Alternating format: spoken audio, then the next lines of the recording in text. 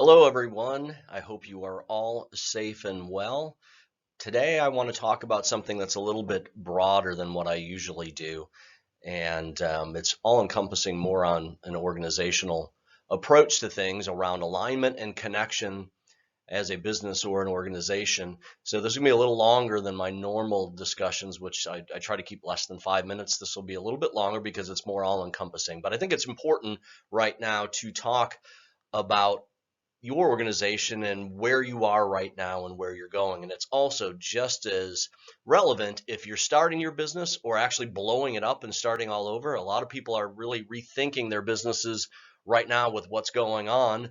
Their revenue streams, their typical business has uh, dried up, so they need to pivot and move to kind of a new world right now. And there's going to be a new normal once the coronavirus uh, uh, situation gets under control. And man, we hope that is soon. But I wanted to show you this tool that I use. It's on one page, and I'm a big proponent of one pagers around being able to show relationship and connection of different topics and how they all fit together. So I hope you find this useful, and it's a tool that you can use in discussions with your team and your organization, or if you're actually just starting out a new business, getting off on the right foot. So let's walk through this, and then please add comments and different things down the bottom, and I can get back to you on that as well. So the key to organizational success from what I see in the work that I do is all around alignment and connection across the entire organization. And it all has to be connected and aligned in order to achieve the results that you want. Too many times people look at organizational things in vacuums and don't connect it to the big picture, and that will become evident as we go through this process. And like I said, it's going to be very informal from a recording standpoint. So let's just start with the first component of it, and it's really just talking about the why and the what. What are we doing? Why are we doing it? And what are those key components, and thinking about those. So this is the actual tool that we use when we go into assess organizations, where they are and what they're trying to accomplish. So the why and the what is first, and the fundamental first part of that is looking at leadership and the leadership team. Is the leadership team a cohesive group? Are they all on the same page? Are they all rowing in the same direction? And a lot of times what I see in leadership teams that there may be a couple or two or three of them that may not be completely on board with what's happening, and in some cases can be very toxic to the organization. Not toxic people as individuals, but toxic as it relates to not being aligned with what we're trying to do as a leadership group. So if you are in charge, you need to make sure that everybody is on the same page with what we're trying to accomplish. And that really leads to the next item. And they kind of go hand in hand in this discussion. The MVV is the mission, vision, and values of the organization. So as you can imagine, your leadership team should be in lockstep, aligned with what is the mission, what are we trying to do, what is our purpose here, what are our values as an organization, what are those non-negotiables that we have decided that are the most important things to drive our mission, because the values should enable the mission. And then the vision is, where are we heading? Where do we want to be 1, 2, 3, 5 years from now? And so the mission is more purpose. The values are what ground you and build your culture. And then the vision is where we're heading. Now, what's interesting about those two things as you look at them together, and from my experience, I see this, is that I'll ask leadership individually on a one-on-one basis, what are the mission, vision, and values of the organization? And I'll do, let's say there's 10 people in leadership, and I'll do all 10 of those interviews. And inevitably, I'll find significant differences between what individuals think, especially the vision is for the future, and sometimes they have trouble even reciting what the values are. So that also tells me that they're not living and leading by the values of the organization. And so a lot of times there's a disconnect. So if you just look at those two things right there, if you don't have a leadership team that is all on the same page, that believes in the mission, that is living and leading the values for the business that enable the mission to occur and that also enable us to achieve the vision moving forward. If we're not on the same page as a group there, we're already in trouble because we're leaving the boardroom with different messages, different views, different opinions that then may filter throughout the organization. And like I said, some of them can be toxic. And then sabotage all the things that we're trying to do. So those two things together are absolutely critical to evaluate. And I can tell fairly quickly on a leadership team whether there's an alignment and a connection with the group on those mission, vision, and values. And if there's not, we're already in trouble. What's after that then is what I call competitive advantage or competitive edge. So what is our competitive edge or advantage as a business? What are we better at than our competitors? What are we taking the lead in, or in actuality, what can we aspire to take the lead in if we're kind of in a commodity space? So that could be anything from most innovative, best quality, highest speed, best customer relationships. There's a wide variety of different types of customer advantages that you can look at, from Apple being the most innovative. You can say lowest cost and most efficient can be a Walmart or a Southwest Airlines.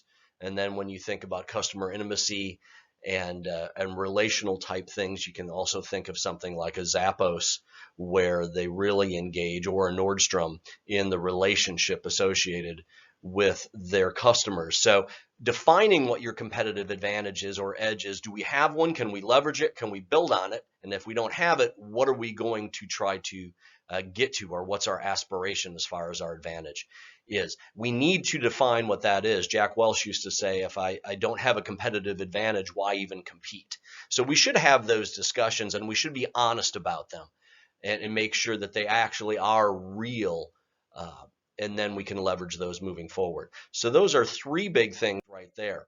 Now, what that leads to is then, okay, what are our strategies to achieve that? So we have a mission, we have a purpose, we have values that ground our business, that create our culture, that should enable us to achieve a vision that is also enabled by whatever we're leading in the marketplace, that competitive advantage. Those things should then say, okay, now what are our specific strategies that we are going to deploy in order to leverage that edge, expand the edge, expand the things that we are successful in to achieve that long-term vision, okay? So strategy comes after thinking and getting clear alignment and connection on those first three in the blue.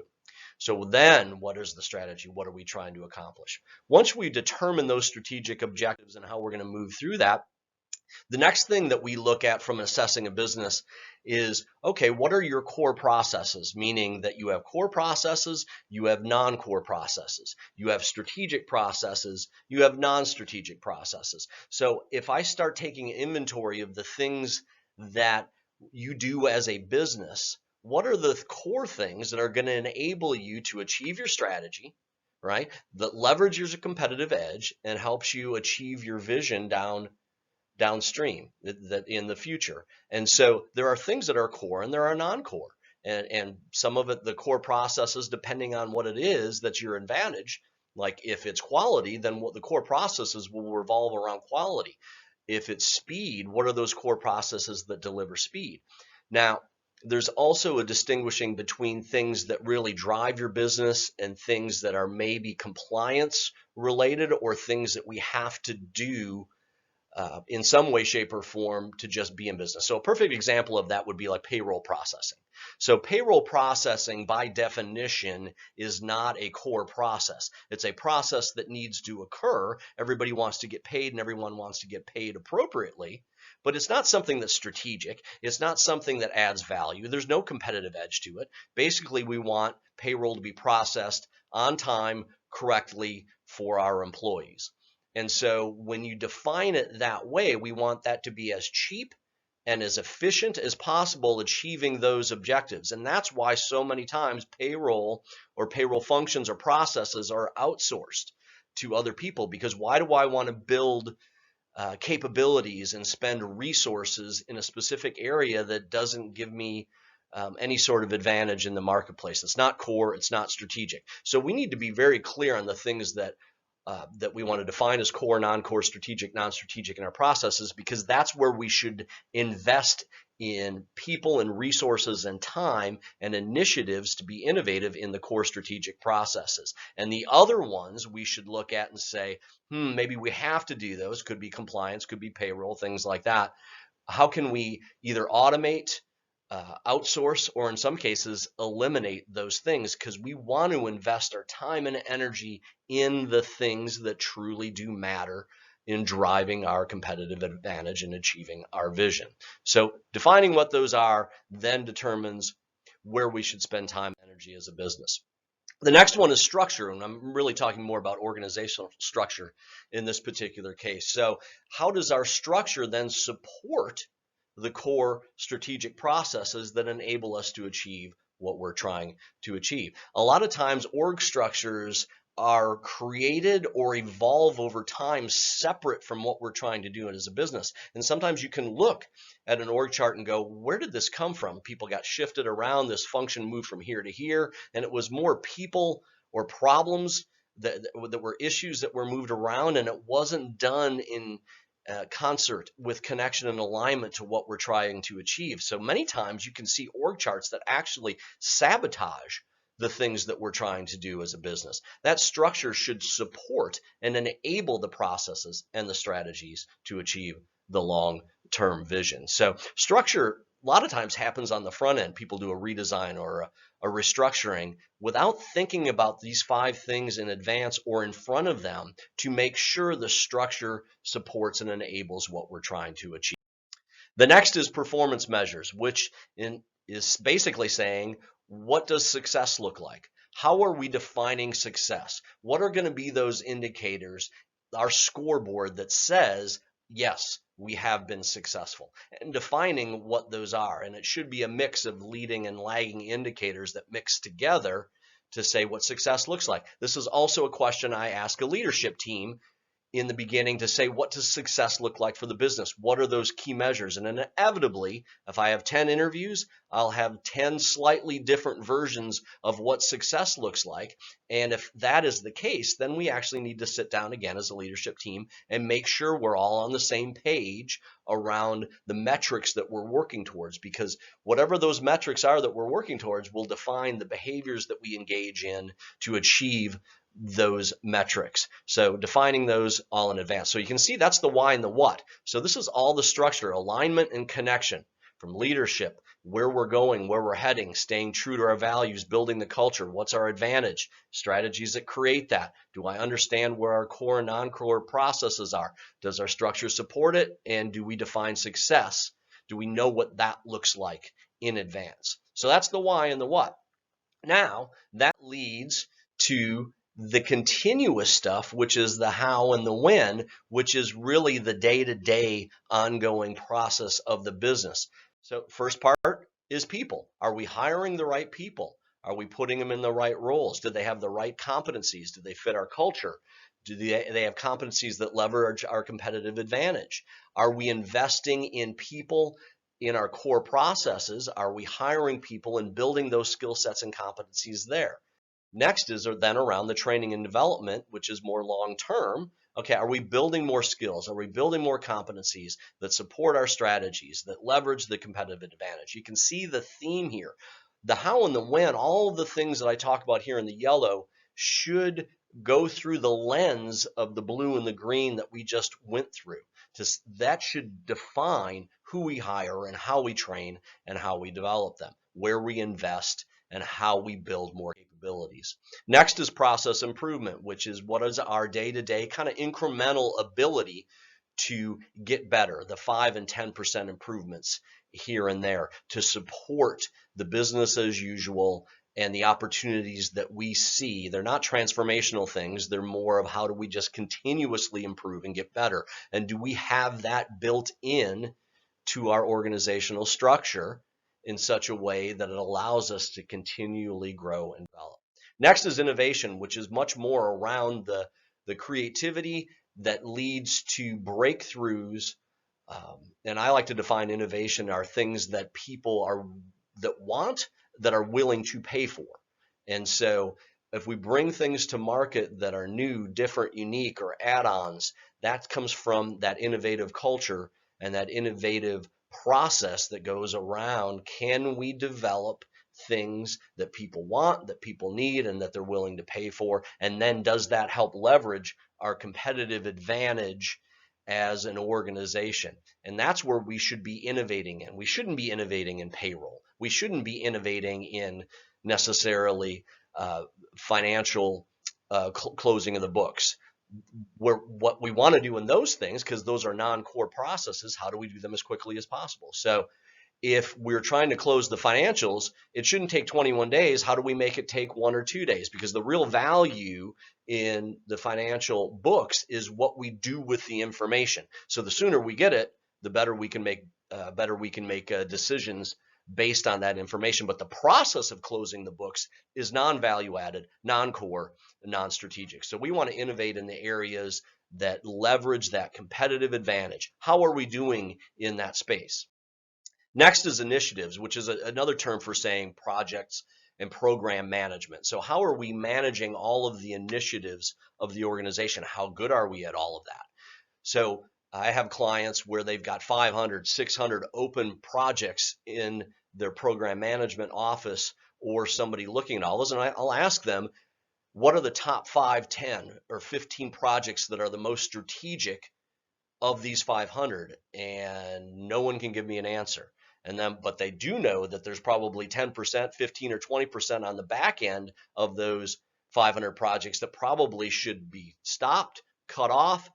They're not relevant anymore, or they didn't work, and let's redeploy that time, energy, and resources into the things that are more strategic, again, that help us leverage the competitive advantage to achieve our vision. All of this connects and all of this aligns. So how good are we at program management? How good are we at constantly looking at the things that we're engaging in and asking ourselves, does this help us be successful based on how we've defined it? And again, running it through the green and the blue filters to decide, what is that bucket of activity that actually brings the most value? Next is around change, and just building a change management type of culture, meaning that, even 10, 15 years ago, change management was the term used to talk about how to manage through projects or situational changes. And actually what's going on now is that change is just part of everyday life. So it's about adaptability, it's about flexibility, it's about reacting, it's about anticipating.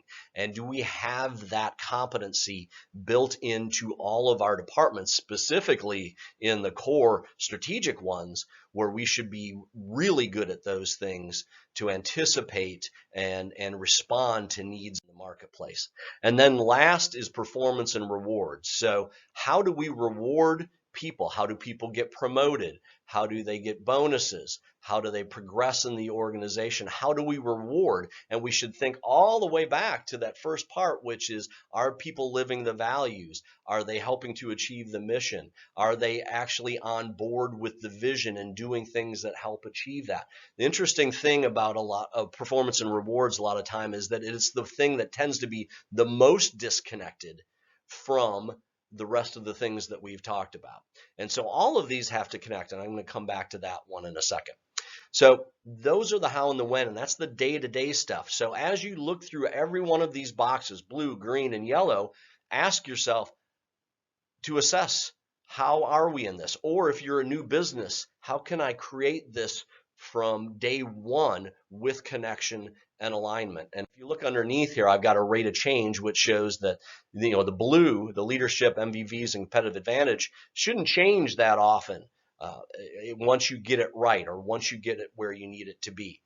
The next part in the green, it should change when needed, when dynamics change, with what's just happened here with the coronavirus and how that's affecting everyone globally, not only on a personal basis, which is horrendous what's going on and the emotions that go around that, but also on an economic basis from a business standpoint. So these are the things that need to change and ebb and flow when needed based on changing dynamics. And then the yellow is all continuous. This is stuff that we should be managing and working through on a daily basis with our people, with our projects, with our new initiatives, how we deal with change, and then how we reward and recognize people. Now, the interesting thing that I find from all of this as we talk through this is that you can do almost all of these well and connected and aligned. But if you do one of them poorly or do one of them that is not connected to the other ones, it can absolutely destroy all the great work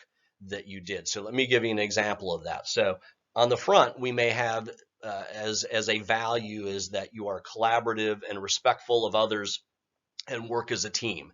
Well, in the performance and reward scenario, if you reward somebody that just achieves the numbers and does a great job in delivering on business on the top line and on the margins, but they also run roughshod through their team and their staff, they create a hostile work environment.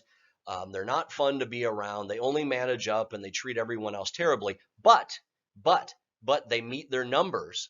If that person gets a raise and gets promoted or gets the highest bonus, then what you just said was a value, or what your values were around collaboration and humility and being kind. If those were your values, but then you reward the person that violates all of those, then all of this is shot to hell, because there's no connection between the actions of the performance and reward to the things that you said matter. Now, you go in great length in that and other things, but I just wanted to use that as an example to show how you can do certain things well, but if it doesn't connect somewhere else, then you're going to have a lot of problems. So each one of these boxes in and of itself could be a project. But the problem that I see with most organizations is that's how they attack things. They'll take one of these and work on them, but do it in a vacuum and don't connect it to everything else, because it has to align. It has to connect in order for this to be a well-oiled machine. Business is hard enough as it is with all of those aligned and connected, let alone if you've got dysfunction or disconnections or even things that sabotage one another. Now, the last thing that goes around all of this is this box, and it's kind of the thing that you can't really see, feel, or touch, but it's actually culture. So culture goes through all of this, all right? It's the social norms, it's the things that occur day to day in the business or in the organization, and we can't ignore that. Now, the culture should be defined by the values that were laid out in the second blue box. Now, the question is, does the leadership live those values, and are those part of the social norms, so that the plaque on the wall actually means something, and it's not a meaningless plaque on the wall, but it actually shows up each and every day. The leaders live it, they breathe it, they introduce it in everything that goes on, and by the way, it goes all the way through performance and rewards, because values, if they are important, should be heavily weighted in performance and reward systems. And in most situations that I see, they are not. And that's why you'll see a culture that is vastly different than the values that are stated on the wall. Every business has a culture. There's no denying that. The question is it the culture that you want, and is it aligned to what you say you value? And so either values mean something or they don't. You either commit to them or you don't. Because if you commit to the values, and they're the right values that enable what you're trying to do as a business, and you commit to them, then that becomes your culture. And then your culture actually becomes part of your competitive advantage, because those values enable the things that you take to the marketplace that you're good at. So understand culture is all around that. And Peter Drucker used to say culture eats strategy for breakfast, and I would argue that it eats it for lunch and dinner as well. Culture, if it is not a focus, and it's not where you're aligning values in the organization, because that's how you build your culture, is through those values. If you don't do that, then a culture that will create on its own, or it's existed for decades, and I've had clients where a culture has grown over decades and you just don't change that overnight, it can chew up and spit out anything you're trying to do. And so you cannot ignore it. That permeates and flows through every one of these things. So this, in a nutshell, is a tool to use to assess or to start your business. Look at each one of these boxes and rate yourself, or have a discussion with your teams to say, as a leadership group, are we on the right team?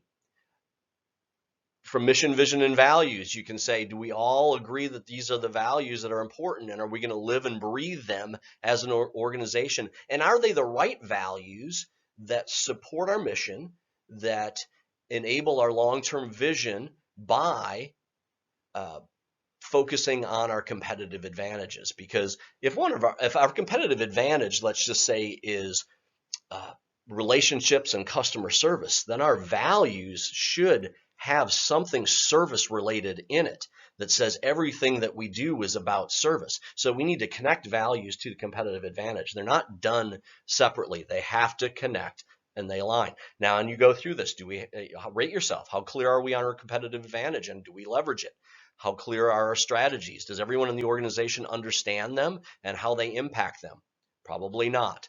Do we even have discussions on what our core and non-core processes are, our strategic processes, our non-strategic processes? And are we clear that we're investing in those, and the ones that aren't core, that aren't strategic, we're going to automate, eliminate, or outsource?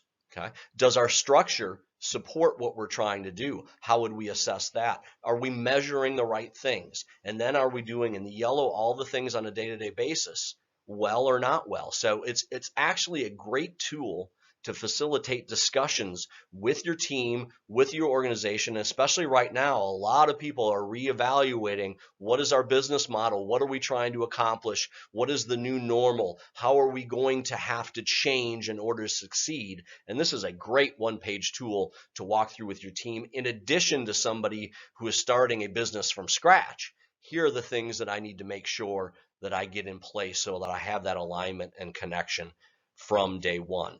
If you would love or like to talk more about this, I would love to chat with you. I'm very passionate about this particular topic, and see failures or dysfunction in this just one page if you actually think about all the different dynamics there of what you're good at, what you're not good at, and what problems that could create. So would love to chat with you more about that. If you like this video, please like and share it. Please subscribe in the lower left-hand corner to this channel if you found this valuable. I know this is one of my longer ones, but it's so important to show the big picture on how things connect, how they relate, and how they need to align in order to be successful. So I look forward to talking to you again soon. Please comment, like, and share, like I said. And until next time, let's get to work.